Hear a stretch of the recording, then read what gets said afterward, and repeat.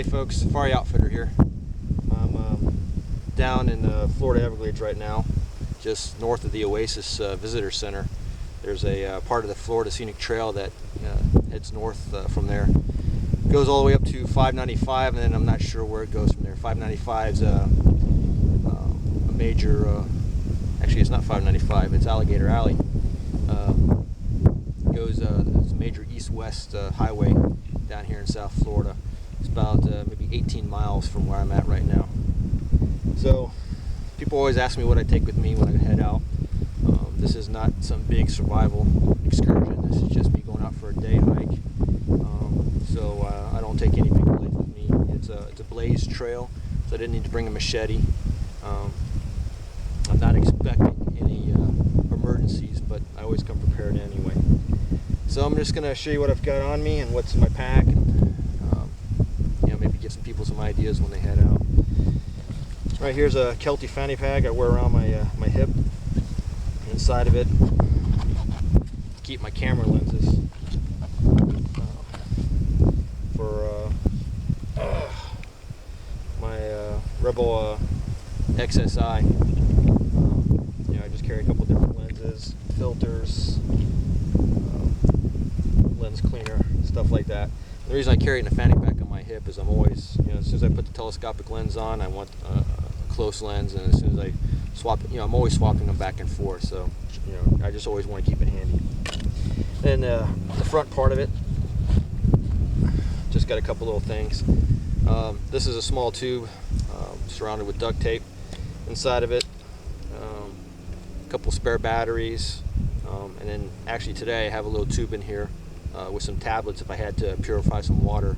But right now this is the dry season out here. It's a long way for me to go anywhere to find any. Right now I'm actually sitting in a washout. That would normally be, I'd have to be wading through water in the wet season. I've got my compass. Today I'm carrying a Sunto MC2. This is the first time I've used this one. I was looking for a new compass with a global needle, and I wanted something with a mirror. And my racing compass, as much as I like it, didn't have a mirror on it. Little notepad to jot down some notes, protractor for the map, and then I just always carry this with me. I've carried this with me since I was in the Marine Corps, and it's just a little flip chart of survival cards, and I kind of use it to jog my memory as a quick reference. If I'm really tired, fatigued, and sometimes my brain's just not working right, I can just look at this and get a quick idea or a reminder of, try to recall what I'm trying to think about. And a little pencil to write notes down in my journal. Right here's the camera case for the Canon G12 that I'm filming this video with. Gotta say thanks to Dave Canterbury for giving me the idea about getting the G12.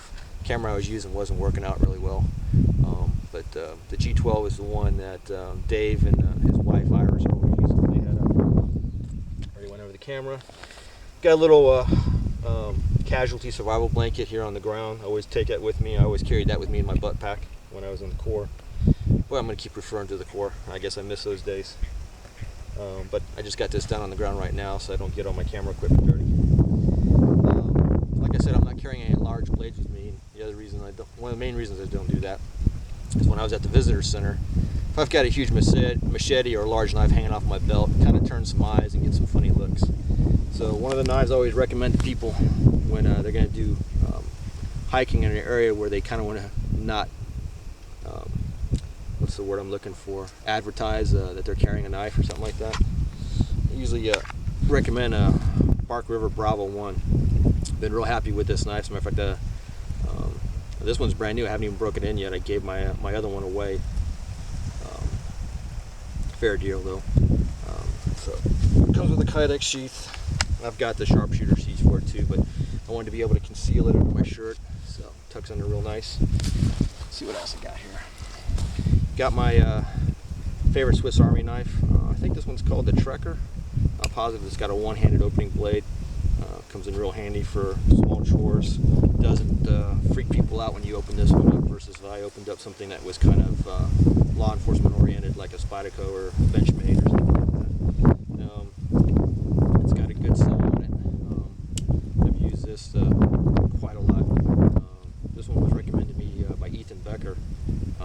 it's a great knife. I'm very happy he told me to pick one of those up. In my other pocket, I got a small map of the area. Oops, I'm getting out of frame. Let me get back in the frame here. And then my little personal kit that I always carry with me. Got a little military fire steel on there. Little pill container with some wet fire tinder. My little Princeton Tech flashlight.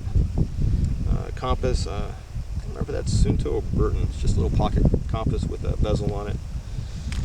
And then a couple little things I picked up from Tops. One of their little dog tag signal mirrors and one of their whistles. And then a striker for my fire stick. Put my stuff back away. And we'll get over to the contents of my pack today. Do a couple of buckles here. This is an old Camelback Trailblazer I've had for years. I like the orange color, kind of sticks out, especially when I'm out here and it might be hunting season. Got some leather gloves on the side. On the other side I got a small trash bag to haul out my garbage. Cotton bandana. I'll go into the first compartment. Got a farm that, in case you haven't watched my other videos, or you're not a friend of mine, on Facebook or something like that, I'm a law enforcement officer. This is one of my off-duty farms. This is a Glock 26 with a subcompact 9mm. Got my Princeton headlamp. This one's actually marketed by LOB and it's got the LOB logos all over it, but they had it on clearance for $15. I couldn't go wrong. A couple of new toys I'm trying out. More knife. This one's in carbon steel. I've got one in stainless. I take my stainless one when I go kayaking, and I really love it. So I wanted to give the carbon a try. And I wanted to give this Baco Laplander a shot. I tried one of these when I was training with Chance Sanders. I picked one of these up, and it's half the size of my Saw Viper, and didn't do too bad of a job. So I'm gonna start trying to break this one and see if I like it.